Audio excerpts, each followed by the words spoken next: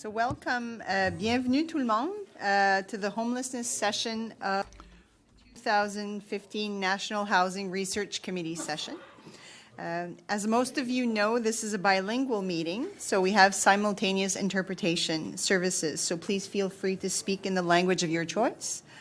For those who don't know me, I'm Sonia Petrie, the co-chair of this session, and a representative of the Homelessness Partnering Strategy at the Department of Employment and Social Development Canada, where I work as a senior analyst responsible for community engagement and this knowledge dissemination.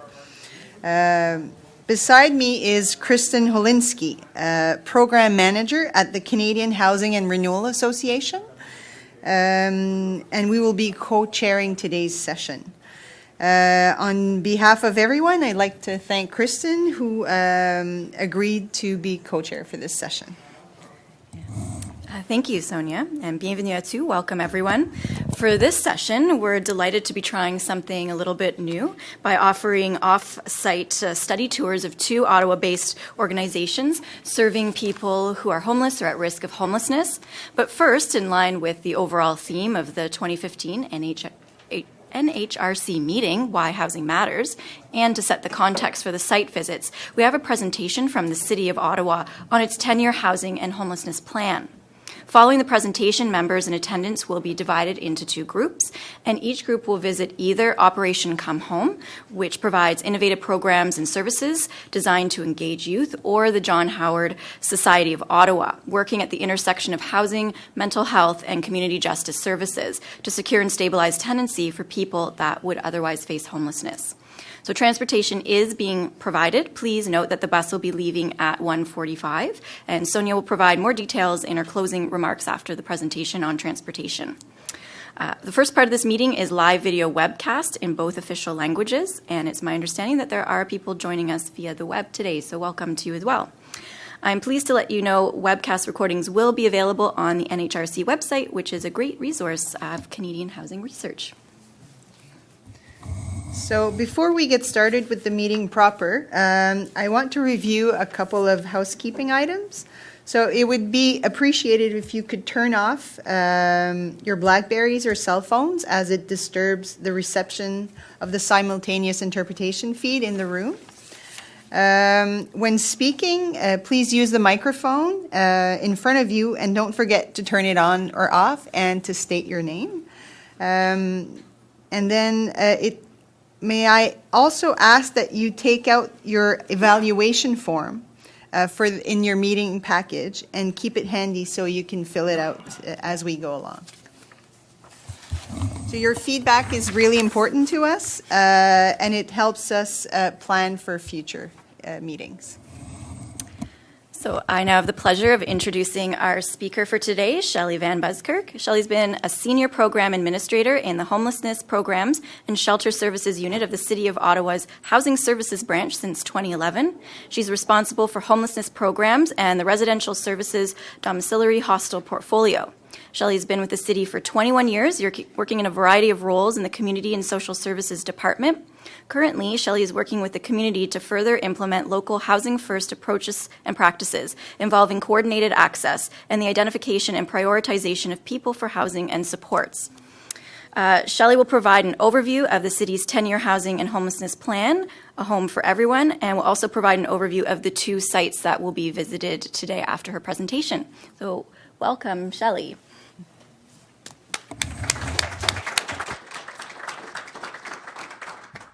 Thank you, everybody. Is this on? We're good? Do you mind if I put my water right here? And to advance my slides right here? Next. Great. If I hadn't known we would being webcast, I would have refreshed my makeup or something in the bathroom. Webcast? What are we doing about a webcast? So first of all, thank you very much for the invite to come here today to talk a little bit about what the City of Ottawa is doing and our 10-year plan and how we're redesigning the homelessness system of services here in Ottawa. It's always a wonderful opportunity to be able to showcase some of the good things that are going on here locally. I think I hit pause. Nope. Okay, yeah. Thank you. So I wanted to give a little bit of an overview about the housing services branch. So we're really 4 units. So we have the social housing unit, and they do that. They oversee our social housing stock, of which we have 22,500 units with 56 different social housing providers. We also have a rent supplement part of that social housing unit. And we also oversee the contract for the centralized wait list. Then we have My Unit, which is the homelessness programs and domiciliary hostel unit. So what My Unit does is that we oversee the federal and provincial and municipal homelessness funding, and we get it out in the community to community partners who do the direct service delivery. Also in My Unit, we provide oversight and contract management. So we have 31 domiciliary hostels. It's kind of an old-fashioned term, but it's a form of supportive housing for people who need services and supports to maintain their independence in the community. So we have 31 homes and about 1,020 people in those 31 homes right now. We don't use the term dom hostel anymore. We use the term residential services home. We also have another unit, which is our affordable housing unit. And it's actually kind of a standalone unit, and they do just that, build new affordable housing with money that we get from the feds in the province through the Investing in Affordable Housing Ontario. We also have our emergency shelter unit. So we have, we own and operate 2 family shelters where we have over 260 beds. We also have 8 contracts with community partners who provide emergency shelter services, and there's over 700 beds.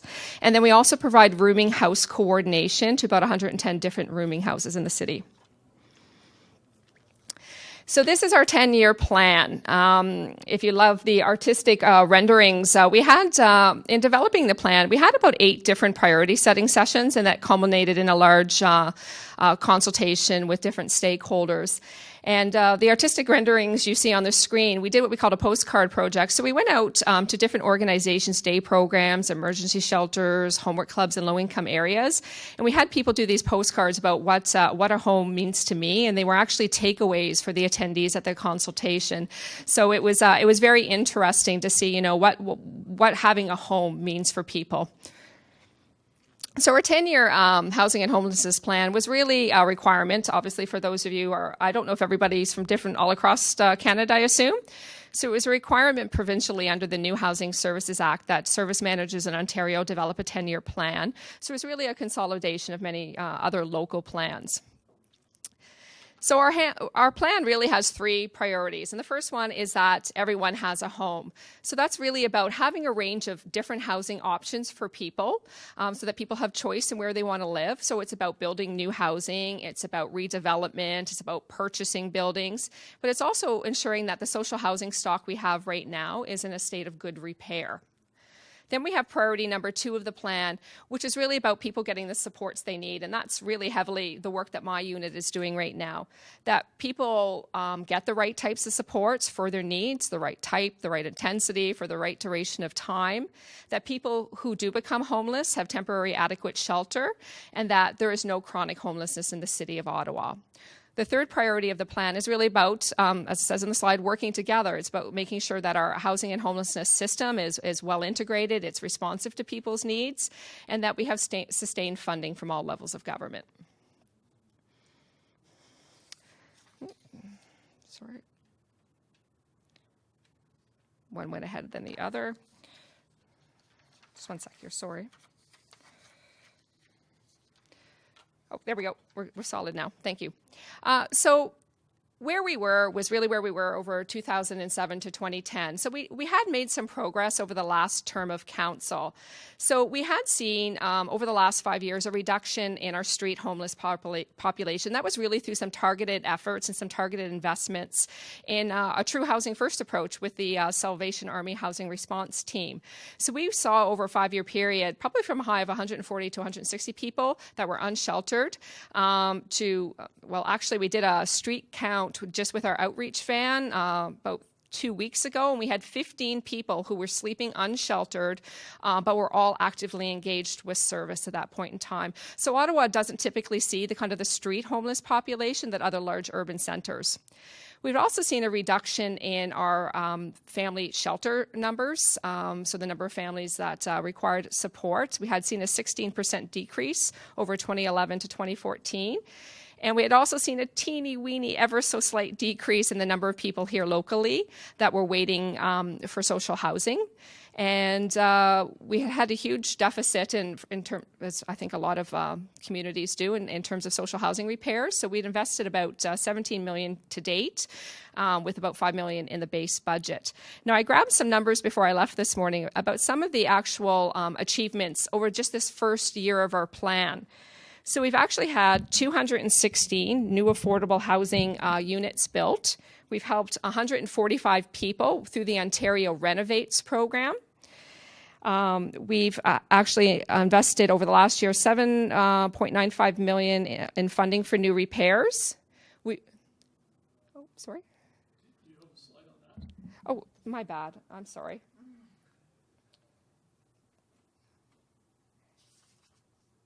Oh, no, on the slide in that? No, I'm sorry, John. Sorry.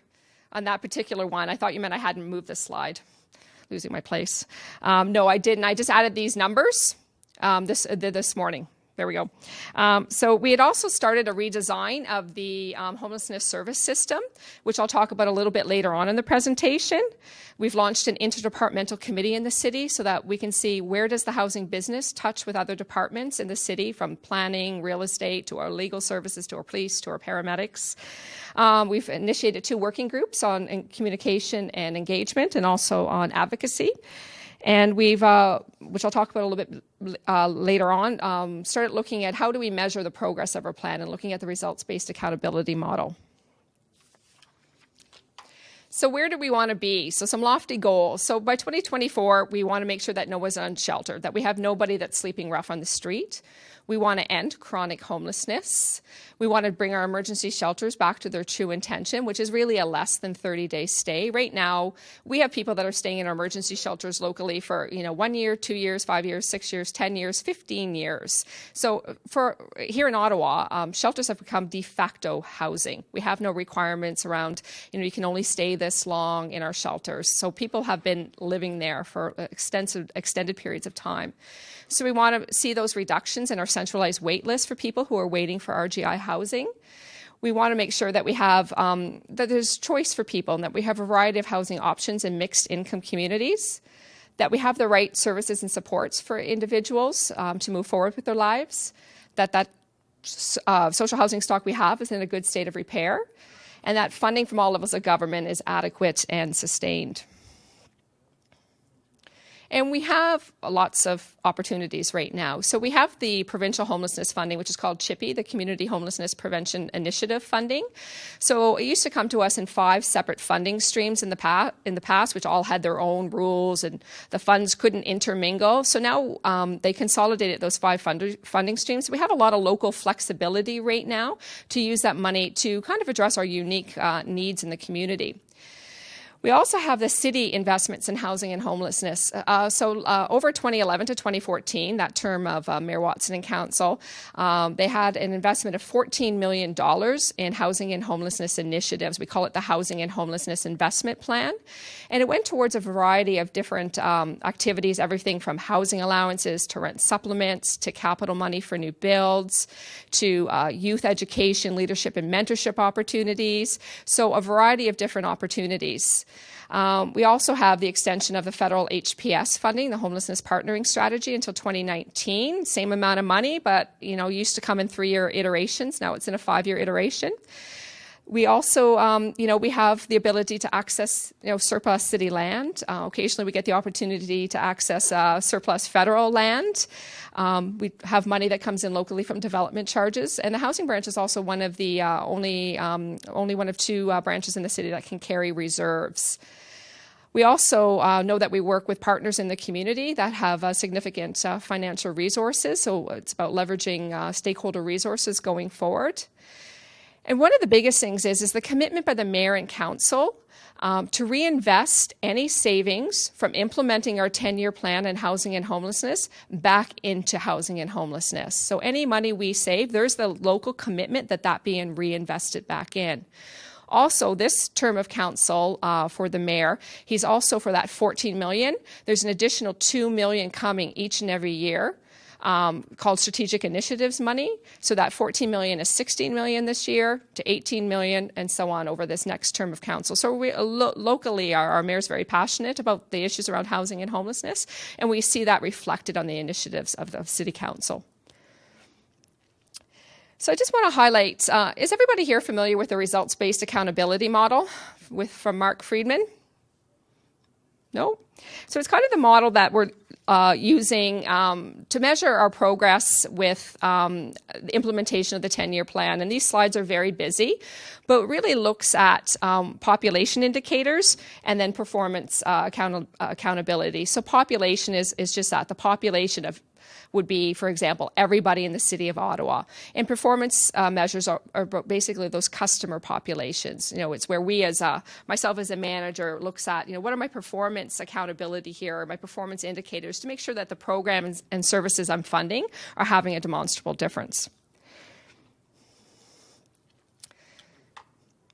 And then you look at the results, your outcome, and your population indicators, which help quantify the achievement of that result. So in a nutshell, results-based accountability looks at how much did we do, how well did we do it, and how much better off are we. So that's the framework and it's very draft, our framework right here, which you may see on the slide. We work with a group called the Housing System Working Group, which provides advice and guidance to the city on the implementation of the 10-year plan. So we're just, kind of really finalizing all these different performance measures. And actually, John himself, John Dickey, that's here, sits on that group and provides advice and support to the city. Hey, John. So I wanted to talk a little bit about homelessness funding in the city and what we receive. So we receive about $5.6 million from the Federal Homelessness Partnering Strategy. And then that large envelope of funding that comes from the province is about $35 million. But we use that $35 million goes to pay emergency shelter per diems. It goes to pay the per diems for the operators who operate domiciliary hostels, another form of supportive housing. A portion of that money goes into actual, homelessness programs, so getting the money out to the community partners is about $6 million of that. And then we also have that housing and homelessness investment plan that I mentioned, which is $16 million this year. And then we also have another 100% city-funded program called the Supports in Social Housing Program, which started back in 2008, 2009, and it helps 100 chronically homeless people who are living in social housing. So it's a partnership between two large housing providers in the city, Ottawa Community Housing and CCOC. And the people who enter that were either in situ tenants that were identified as needing support or people who were chronically homeless. And there's 5 different agencies that provide case management supports in that particular program. So this slide is really showing you that the situation in Ottawa right now is that our numbers of unique individuals accessing an emergency shelter each year, as you can see clearly, are decreasing. So fewer unique people accessing an emergency shelter, but our length of stay continues to increase. And why that is, local researchers have had a look, Tim Aubry and Susan Farrell, and basically what we know about our shelter population is that 12% of our shelter population are what we would call long stay users. So they're living in the shelter for periods of 2+ years. So we know that those long stay shelter clients are using 52% of the bed resources in the system right now. So what that's doing, when that consolidated funding came to us from the province, that $35 million was actually cut and capped when it gets down to it. So it's increased pressures on the fact, it used to be when that money was with the Ministry of Municipal Affairs and Housing, it didn't matter how many people we had in an emergency shelter because it was cost shared.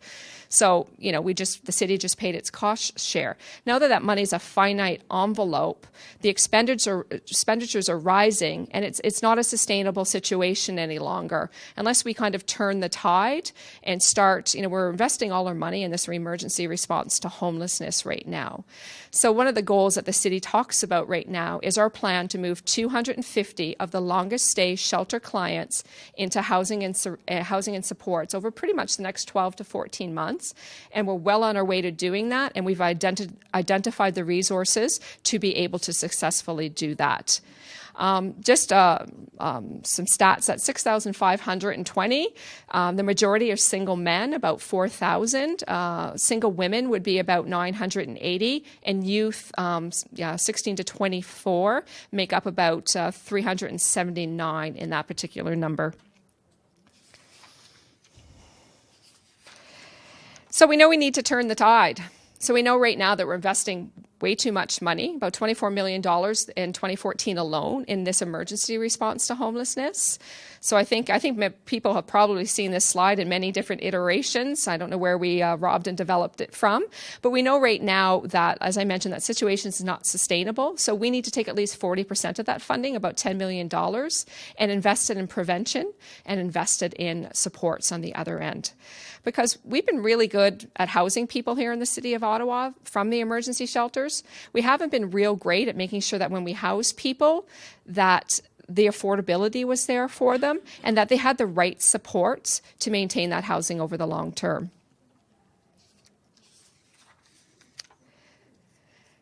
So we had a big RFO, request for offers. So when the federal homelessness funding was renewed, it came with some new guidelines or some new conditions. So it required that communities, the Big 10 communities across Canada, invest at least 65% of that federal money in Housing First programs and services. So when I say Housing First, does everybody in this room know what I'm talking about? Yes? Nods? Okay. So we weren't strangers to the Housing First business. I mean, we had some Housing First projects. Darren Graham over there, who's from John Howard, used to be from the Salvation Army and ran one of our most successful housing response team Housing First projects.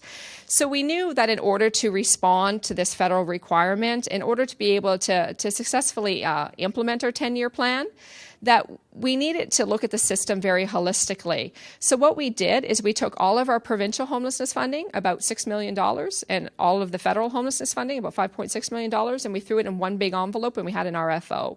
So everybody that was currently delivering homelessness services had to reapply for their funding. Because what we've had noticed about our federal homelessness funding was that it was invested in really great programs and services that helped, really vulnerable people, but maybe perhaps it wasn't as homelessness focused as it needed to be. So what we did, we had this RFO. We had probably about $18 million in asks for about $10.8 million in funding. So we had 65 different proposals to read over a very short period of time. So when we wrote that RFO, we decided that for our homelessness service system to be well coordinated and function well, we needed some 9 key functions.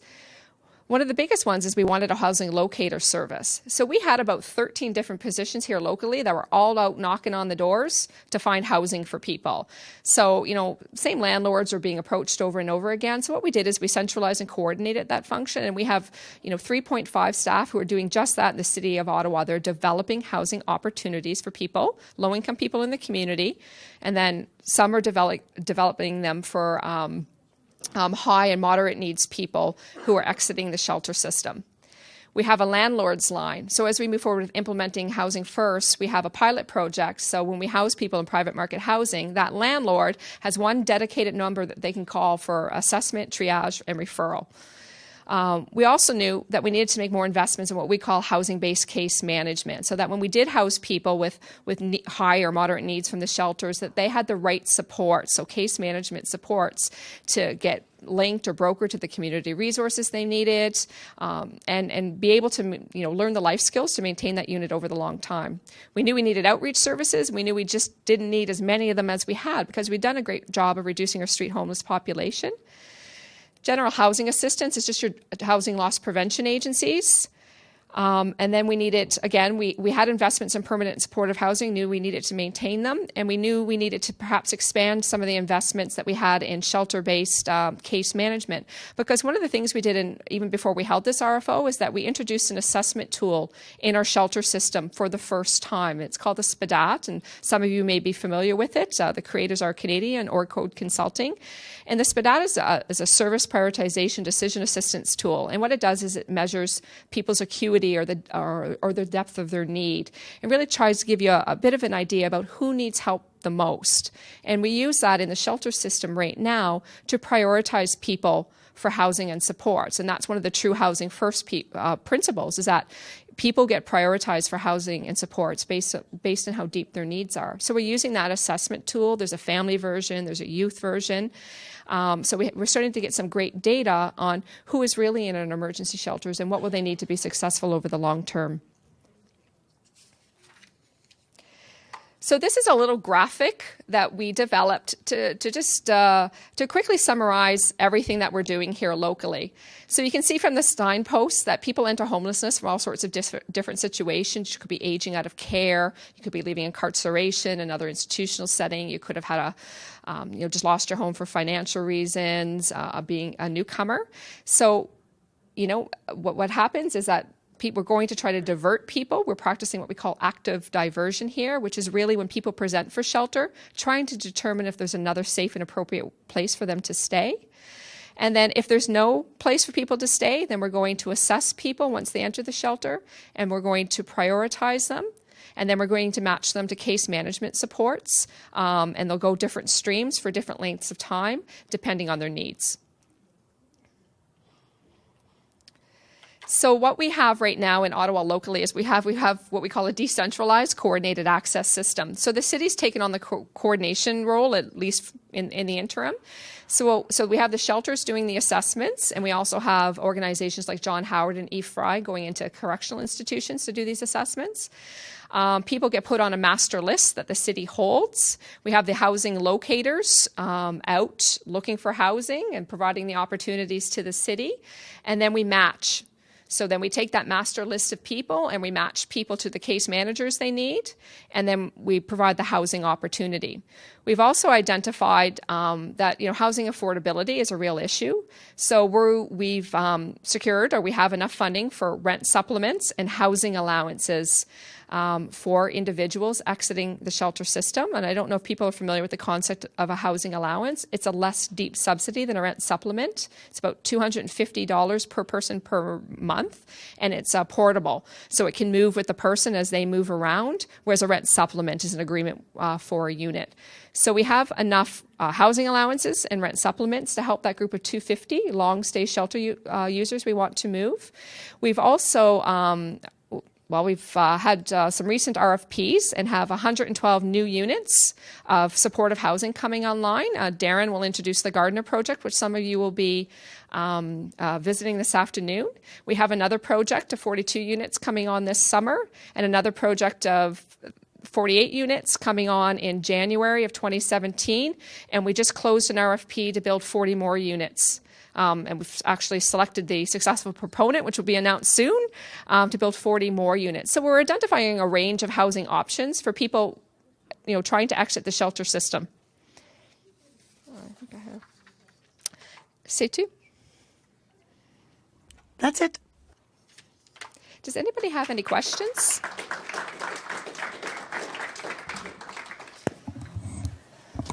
We do have some time for questions. Thank you, Shelley. Riveting stuff. Kevin? Hi. Hi, it's Kevin Sullivan with Ontario Ministry of Municipal Affairs and Housing. I'm interested in whether you can provide any insight from your experiences, the direction that the city's going on the issue of the hidden homeless, whether you're talking within urban areas, rural areas, or the Aboriginal community. That's really interesting because it comes up all the time. Because I think a lot of literature indicates that probably about 80% of the homeless population is the hidden homeless, and certainly, we work very closely. I work very closely with our Aboriginal service providers in that regard. We were part of the 20,000 Homes campaign. Is everybody familiar with that initiative? And really, the 20,000 Homes campaign, when they do this registry week, they really get at or try to get at the hidden homeless part of our population, of the homeless population. It's hard right now because there's not enough resources to help everybody right now. So we know right now that by helping this first 250, and I think we're getting almost to halfway there to move out of the shelters, the savings we'll realize will be about somewhere between, it's about $3.5 million, and we'll see a reduction of about 40% in the length of stay. So when we can help and move this group on, then we'll be able to realize the money for, housing allowances and rent supplements and case managements for that next group that needs supports. So it's on our radar. The unfortunate thing is, they're not, and it sounds terrible to say because everybody deserves a home. They're on our radar, but they're under our radar at the same time, right? So how do you create the mechanism where everybody can have access to that affordability piece? Yeah. John? It's John Dickey, the Canadian Federation of Apartment Associations. Well, and I have a second hat. This isn't the hat I wear when I deal with Shelley at the city. In that hat, I'm the chair of the Eastern Ontario Landlord Organization. Mine is more in the nature of a comment, but there may be a question flow from it. And that is, when you referred to housing allowances, you did identify the key piece to housing allowances being that they travel with the person. Yes. In terms of the dollar amount was a dollar amount selected by the City of Ottawa based on a balance between giving people enough money to get a housing unit when they stack it on top of their shelter allowance from social assistance, but at the same time to spread the money over more rather than fewer people. And again, those are all policy questions. The other thing the City of Ottawa did was to make that a fixed amount. Mind you, it varies with household size, but it's for any given household size, it's fixed, which gets around any question of work disincentive. We heard yesterday morning that can be an issue with housing allowances. And the way to avoid that, I understand, is to ensure that the housing allowance is the last piece that's removed from someone, and that it is removed when other things are not being removed. Because then at that point you would tend, if you're subsidizing down to say 30% of income or in that vicinity, you're removing, your implicit tax rate is never higher than that 30 or 35 or 40, whatever you fix it at percent. As opposed to if you take the housing allowance away at the same time as taking away some other benefit, well, then your implicit tax rate could be 60 or 80 or, God forbid, 110%, which would be very disincenting. So I wonder, as a question, Shelley, are you finding that the housing allowances, and another benefit to the housing allowances is they're much simpler for the landlord because they don't have to enter into a contract with the city. And equally for the city, they don't have to enter into a contract with the landlord. So they can access single dwelling units. Or a landlord with 10 units can give one can be renting to one person with a housing allowance rather than the city having then 200 contracts to get 200 units. Are you finding a use for both rent supplements with the agreement with the landlord and the housing allowances? Yes, we definitely identified, listening to community partners, that we needed a combination of both. Problem is with some of our rent supplements that we're trying to get out for people higher moderate needs exiting the shelter. It's a lot of landlords are part of the crime-free multi-housing program, where they look at whether somebody has had a criminal conviction in the last 5 years. If you're looking at the population that we're trying to house, that's a real barrier. We've also heard that, a housing allowance of $250 for somebody who's on provincial disability, their shelter component's about $479 with about $600 for food. So, add the $250 to their $479, gives them more buying power to get into, a unit where they might not have to dip into their food money all that much to make ends meet. For individuals who are in Ontario Works, where the shelter allowance is about $376, another $250 doesn't go very far at all, right? And they're only getting about $270 for food. So, the rent supplements will work a bit better for people who are on, definitely on Ontario Works. the landlords seem to like it. Sometimes they're a bit impatient, a bit of the processing time to actually get the forms in and just get the payments out. You have landlords going, where's my $250? But I think they are working well.